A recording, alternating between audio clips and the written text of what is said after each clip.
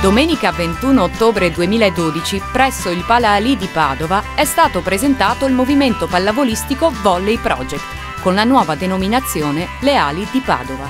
In occasione della prima gara casalinga della formazione di B1 femminile, la società ha voluto presentare tutte le sue squadre, illustrando al numeroso pubblico presente il nuovo progetto dell'annata agonistica 2012-2013. Oltre al Volley Project, al progetto hanno aderito altre società padovane: Valsugana, Arcobaleno, Mortise, Pio X. Noi abbiamo piacere che la famiglia si faccia sempre più grande, perché è uno dei nostri obiettivi quelli di far partecipare al nostro progetto il maggior numero di società del Padovano, proprio per dare la possibilità alle ragazze di avere un percorso completo secondo le loro possibilità, secondo le loro voglie, secondo la loro passione, per cui dal mini volley alla B1 i nostri programmi poi non so dove arriveranno, comunque per il momento B1, e all'interno di questo contenitore il giovanile di qualità. Noi siamo arrivati comunque a vincere delle finali regionali, a partecipare a delle finali nazionali, e vogliamo che le ragazze che hanno capacità tecniche possano avere la possibilità di emergere. Parte la stagione sportiva 2012-2013 e su Padova città si è presentato oggi un gruppo che fa capo al Volley Project e che si è dato una denominazione molto ambiziosa: Le Ali di Padova. Le ali sappiamo tutti cosa sono uno strumento per fare viaggi importanti. Il viaggio importante di questo gruppo è quello di riuscire a coniugare uno sport di territorio con uno sport di vertice. Questo non passando per un unico colore sociale, ma aggregando diverse associazioni. Volley Project, Pio X, Pallavolo Arcobaleno, Valsugana, Mortise e altri che si uniranno. Per cui seguire alcuni input che il Comitato Provinciale aveva già dato anni or sono e che piano piano incominciano ad attecchire. Uno dei primi risultati di queste aggregazioni sono nomi abbastanza importanti e interessanti di aziende che si avvicinano a sostenere un gruppo che logicamente, presentando più soggetti, può rappresentare anche più opportunità. Quale interesse ha ispirato il partner commerciale nello sposare questo progetto? Beh, per uno sponsor è piuttosto evidente.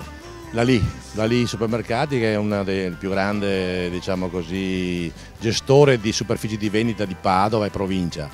L'ha trovato interessante perché siamo andati lì con un'idea: le ali di Padova, e le ali è per assonanza con la Li. L'hanno subito ritenuto il loro veicolo sportivo al femminile. Poi questa società gioca in questo palasport che si chiama Pala Li, ancora di più interessante, ancora di più legato. È nato quasi per caso ed è diventata una sinergia che siamo convinti darà molti frutti. È bello vedere in questi palazzetti, oggi con la pallavolo ma anche in altre discipline sportive, queste società, queste famiglie, questi giovani atleti che si impegnano per l'impegno e per il rispetto. L'impegno per conseguire dei risultati dandosi da fare, e il rispetto in due direzioni: verso se stessi, perché fare sport è la prima forma con la quale ci prendiamo cura della nostra salute, ma anche rispetto verso gli altri, perché alla base dello sport c'è il rispetto delle regole e il rispetto dell'avversario.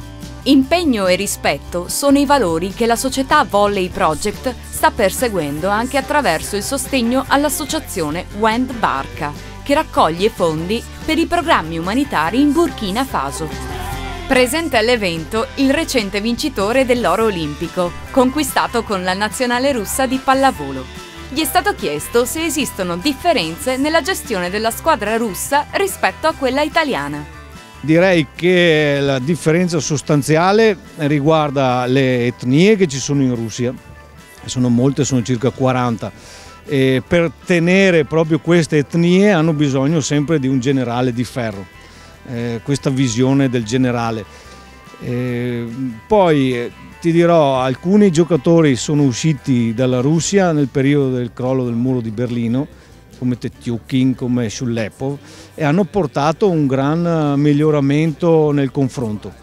Perciò adesso in Russia il campionato è di alto livello e l'allenatore russo Alekno in questo momento ha tante esperienze in Europa, fatte in Europa, perciò direi che non ci sono tante differenze adesso.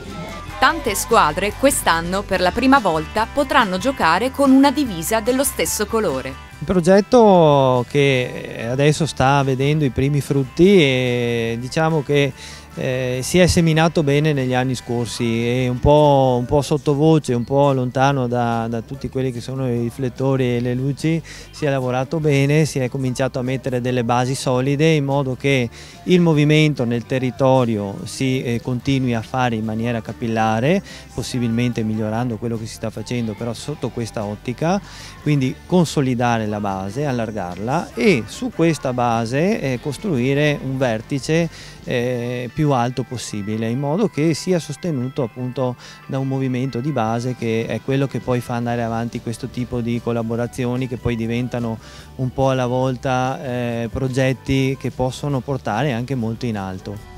L'immagine dei fenicotteri rosa, agili ed eleganti come atlete, che si muovono sempre in gruppo e spiccano con leggerezza e rapidità il volo verso alti obiettivi, identifica in modo forte ed accattivante una società che si propone traguardi sportivi ambiziosi e ad alta quota, la promozione dei valori etici ed educativi dello sport e che vuole diventare il nuovo punto di riferimento della pallavolo femminile padovana.